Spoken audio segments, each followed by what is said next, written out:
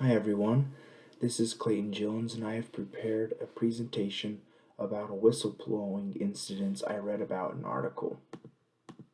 So, to begin, I'd like to give a brief overview of the article I chose for this presentation. This article was called He Blew the Whistle and Health Giants Quaked. It highlights the interactions between James Alderson and hospital organizations like Columbia Hospital.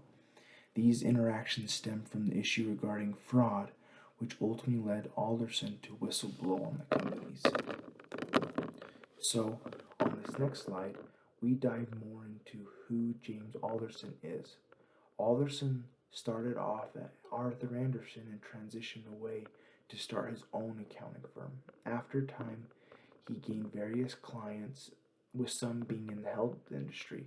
One of his clients offered him a job in their hospital, so he became a hospital accountant. James was a man with high morals and stood up for what he believed in. He was quick to see an unethical issue and strove to correct or not engage in this unethical behavior. This drive and desire led him to be a whistleblower that rocked the health industry. Continuing on the next slide, we discuss the reasons why Alderson decided to whistleblow on the company. The primary reason was he believed the health giants were committing fraud against the government. They had been proposed a new reporting system by a management company that would change their old system. It would be based on the idea of cost reporting system. Alderson saw no fault in this model. However, this management company approached him and asked him to keep two separate accounting records.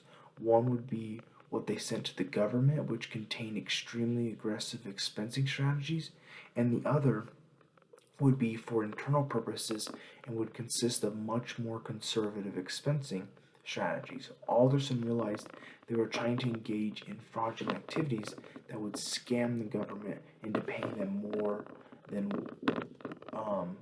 paying them more, which he wanted no part of. On this next slide, we can see a framework that can be applied to solving an ethical issue.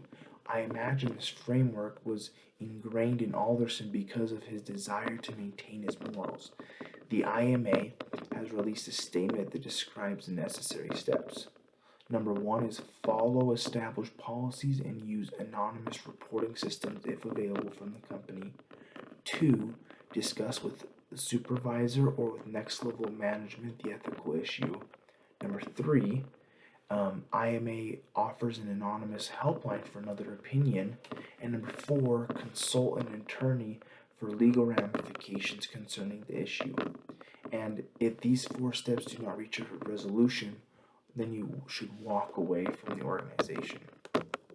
So moving on to the next slide, we can analyze what Alderson did compared to IMA's framework for resolving ethical issues.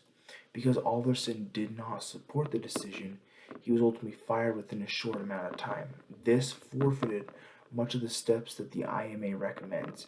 He did not have the opportunity to follow established policies or discuss the issue with the supervisor. So, on the next slide, we look at if Alderson accomplished the third step of using IMA's anonymous helpline. In the article, it does not discuss this, and I would imagine that this is not applicable in this circumstance. Moving on to this next slide is the fourth step in resolving an ethical issue, which is to consult an attorney. At first, Alderson did not think much of his circumstance other than he imagined it was fraudulent. However, after some discussion, he found that this constituted as fraud and could try and petition the government to assist in uncovering the fraud in the health industry. The desire to file a claim with the government ultimately helped decide to whistleblow and try and uncover the health giant's secrets. So on this next slide, we can see the different principles IMA states that accountants should have. They are honesty, fairness, objectivity, and responsibility. Alderson was an exemplar of an individual who contains these principles. By its desire to uphold these principles, this also drove him to follow the framework for resolving an ethical issue and becoming a whistleblower. So, turning to this next and last slide, we can conclude that Alderson is an excellent example of a whistleblower. He knew what his morals were and had the moral courage to turn down the fraudulent cost reporting system. Alongside his moral courage, he followed the applicable whistleblowing steps, which allowed him to create a lasting impact on the health industry. Because of him, the fraud was uncovered and dramatically changed the way health industry operates, but in an impactful way that will benefit society. Thank you.